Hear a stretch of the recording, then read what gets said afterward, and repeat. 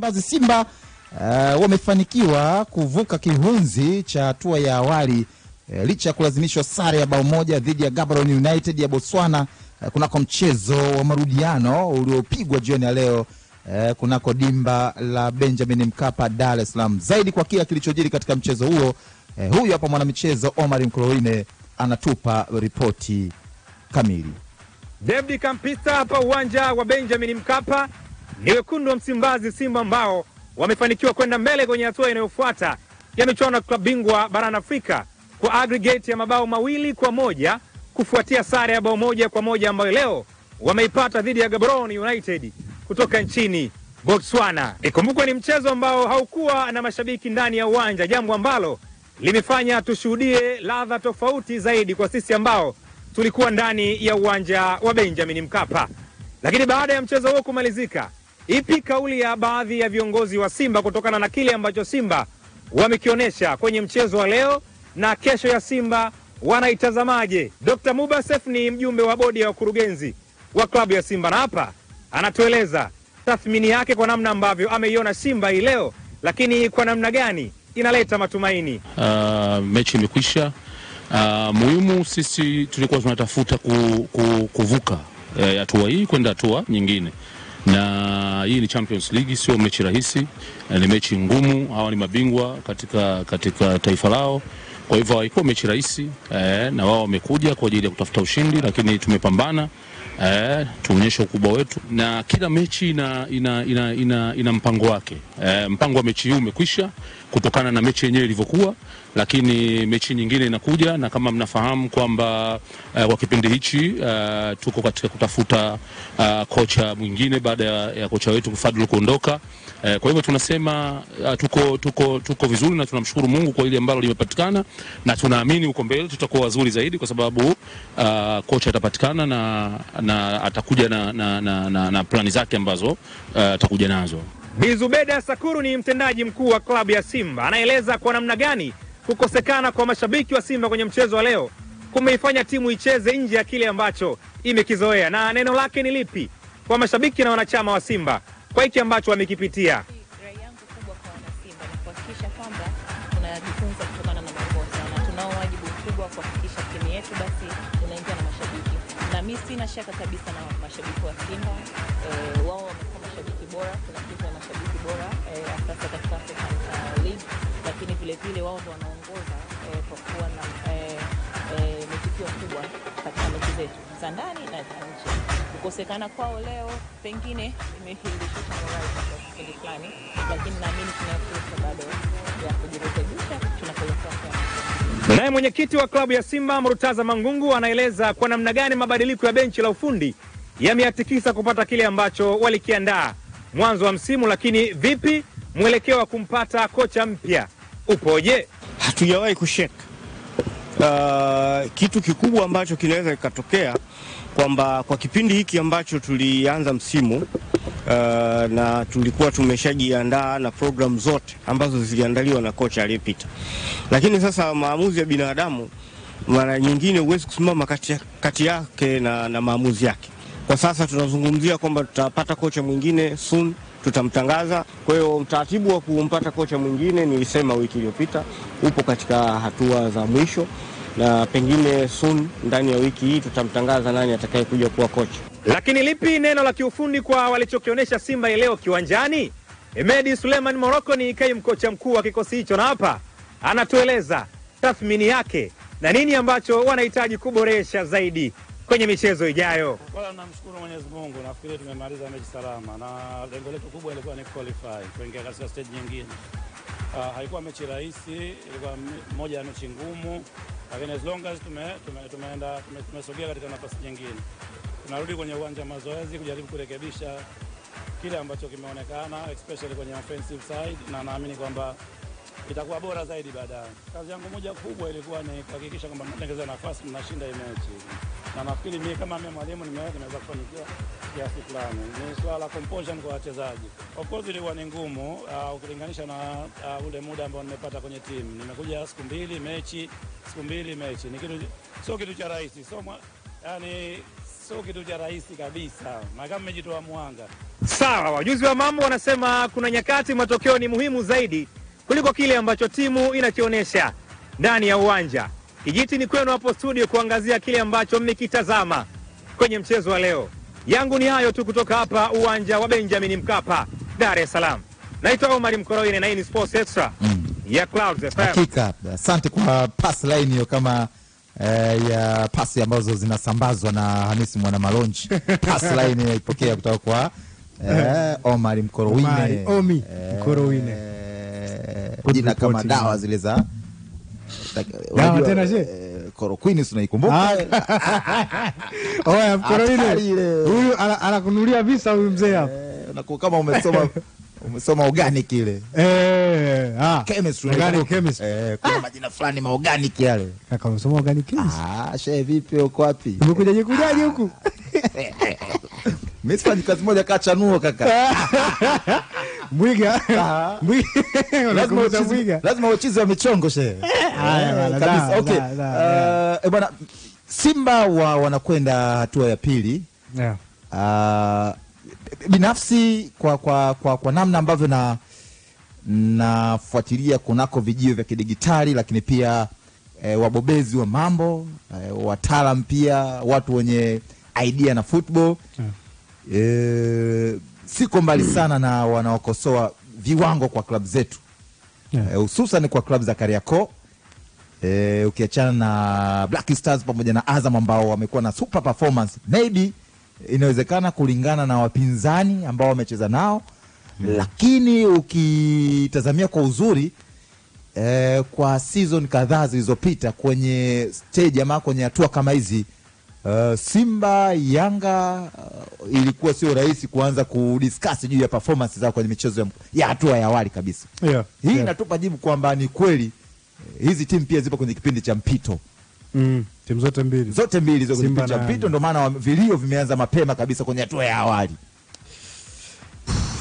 Mimi naelewa situation. Kwa Simba la ufundi kuondoka mapema wakati program na kila kitu ikiwa mikononi mwake, bila shaka ndicho ambacho tunakishuhudia hivi sasa. Huwezi kuona patterns, huwezi kuona mtiririko mzuri. Performance ya mchezaji mmoja mmoja pia kuiona ni ngumu. Of course. Kilichopo hivi sasa ni matokeo kwanza, mengine baadaye. Na inaeleweka ulichokisema. Nafikiri kwa kesi ya Yanga, kwa kuanzia kwa Yanga niseme.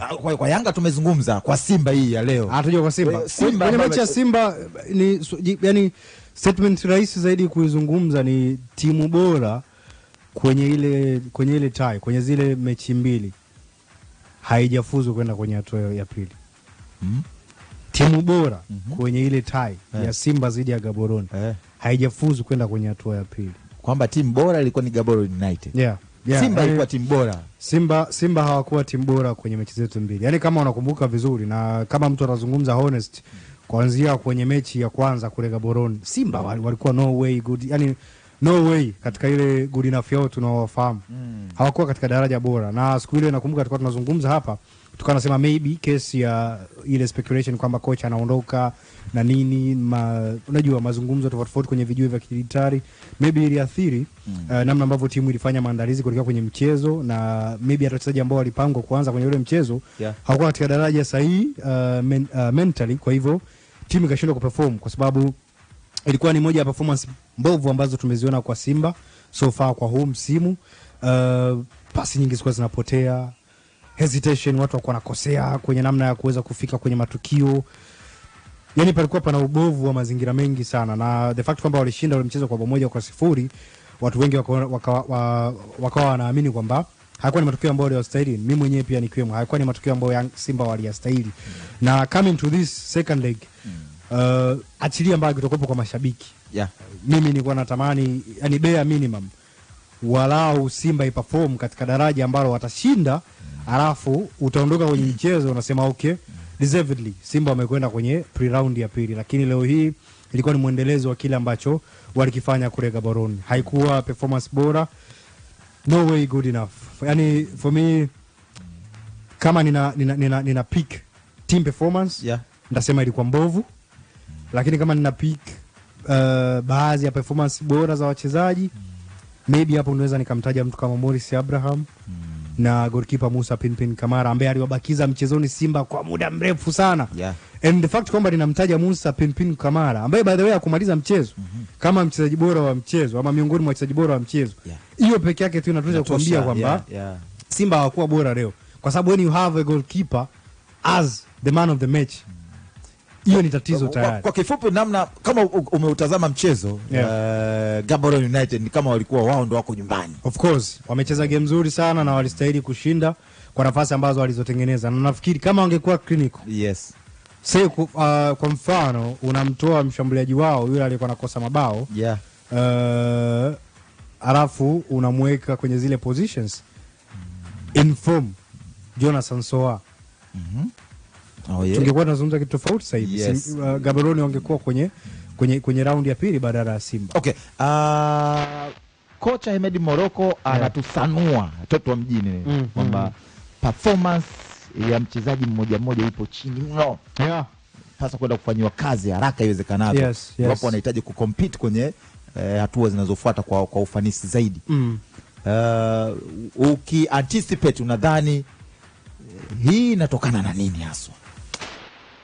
Kulikuwa na pre-season ya mwezi mzima Misri. Mimi and hicho ndicho ambacho kinanifanya mimi niumie zaidi.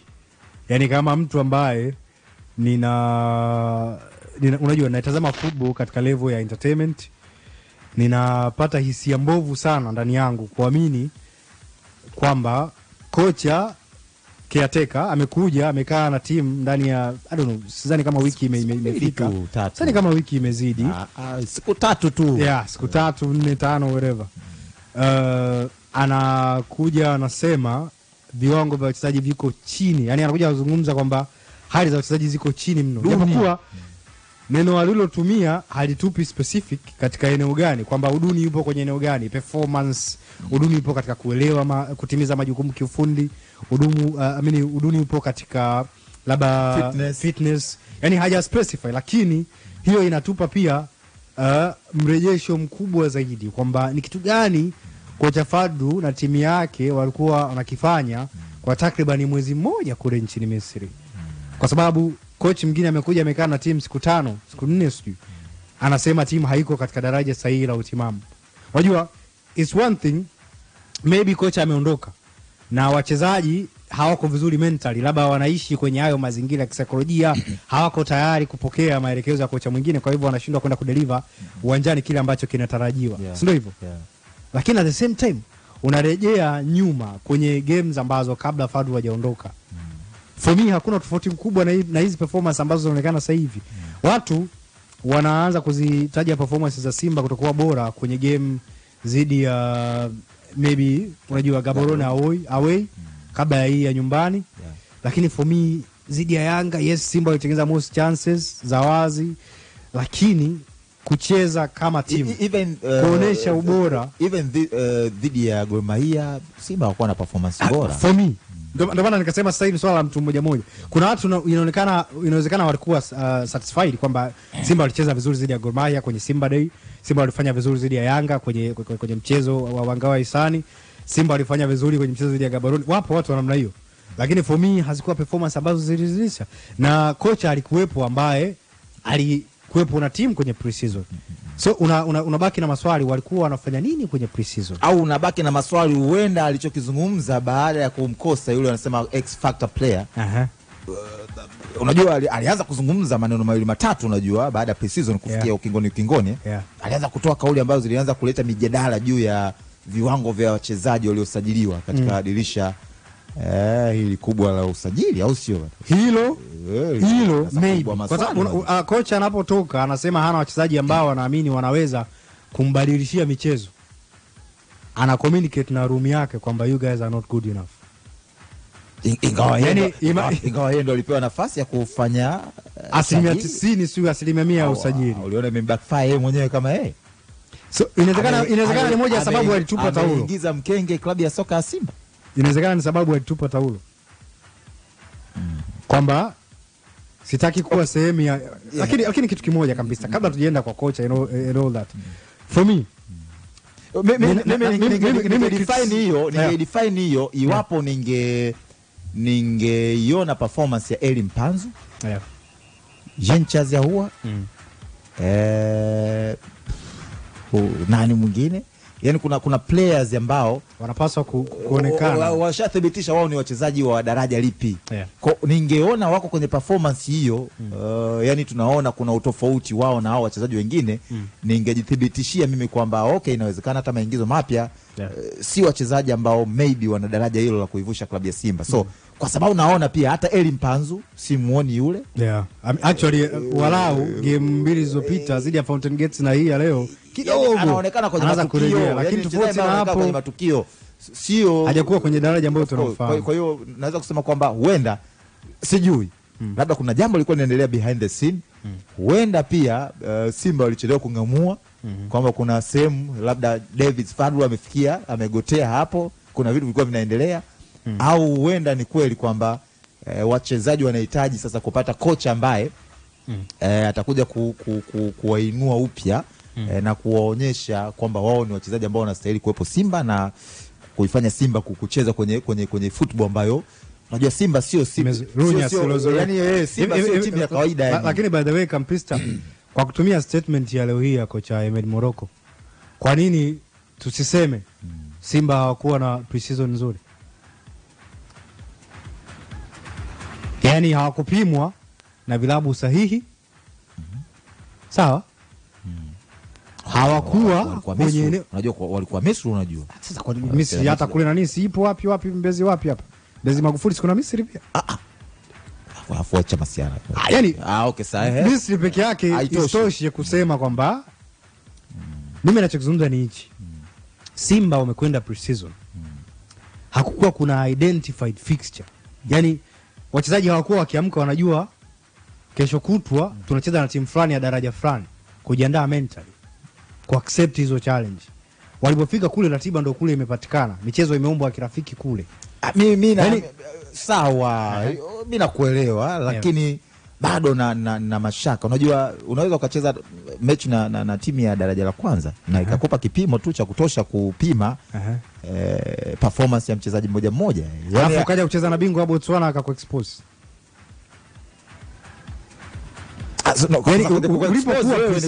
Ndio maana nasema kwamba hapo ni zaidi ya pre-season. Haya, alafu kocha anakuja anakaa na kocha caretaker anakuja kukaa na timu siku 3-4, anasema timu haina utimamu. Yani wachezaji wengi sana individually hawako katika daraja sahihi la utimamu. What does that tell you?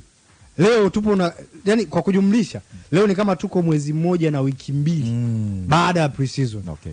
Amini kwenye mjumuisho wa pre-season. Manake Simba hawakuwa na pre-season nzuri. Yani hilo ndio jibu sahihi. Hawakuwa na pre-season sahihi. Vilabu ambavyo wamekwenda kucheza navyo kwa ajili ya maandalizi ya msimu viliwapa kipimo sahihi kuweza kujibu maswali kwamba wapo kwenye daraja sahihi, wanacheza football sahihi, formation sahihi kulingana na profile za watu ambao wanao kwenye kikosi, ama wamehama kutoka kwenye kile ambacho walikijenga vizuri msimu uliopita na msimu huu wamehamia kwenye eneo ambalo sio sahihi. Misri walienda msimu jana. Shida sio kwenda Misri she. Yanga sio kwa Victown pale. Azam sio kwa Arusha pale. Kwa nini watu wazungumzi kuhusiana na Azam kucheza vibaya? Sio kwa Arusha. Kwani Yanga anacheza vizuri? Okay, sawa na Simba kwanza. Okay, solution Simba wanapaswa kufanya kipi sasa haraka iwezekanavyo, kwa sababu wakiendelea kwa hii performance inaweza kuwa backfire. Wachezaji wanahitaji bump, Kampista. Wachezaji wanahitaji bump. Unajua ukiwa unatembea barabarani kuna vile vidude ukipita na gari vinakustua vile vinahitaji bumps. Vibumps. Yes. Wachezaji wanahitaji bump, wanahitaji wastushwe kidogo, na watastukaje? Nafikiri wanahitaji positive news kisaikolojia kwa sasa. Nafikiri wakiwa assured nani ni kocha wao mpya na ambaye ataandaa ficha zao kwa miezi kadhaa ijayo ama misimu kadhaa ijayo, inaweza ikawa setu. Kwa hiyo cha kwanza Simba wanapaswa kuhakikisha wana announce kocha mpya haraka iwezekanavyo kama ameshapatikana. Na kama hajapatikana, kocha Morocco apewe kila anachohitaji kwa ajili ya kufanya maandalizi kwa ajili ya michezo mingine. Lakini pia Yes. Yes. Kuna mkeka nao hapa. Okay. Nitakupitisha nao hapa. Sawa. Maybe unaweza kuwa na majibu wakati tunaendelea kuzungumza kimichezo. Yeah. Ulikuwa unamalizia kwamba? Yeah, nilikuwa namalizia kwamba wachezaji wanahitaji positivity. Kwa hiyo kocha nafikiri itakuwa ni kitu cha msingi sana kama akiwa announced ili wachezaji unajua kuna ile sense kwamba kocha mpya anapotangazwa wachezaji hata wanafanya kazi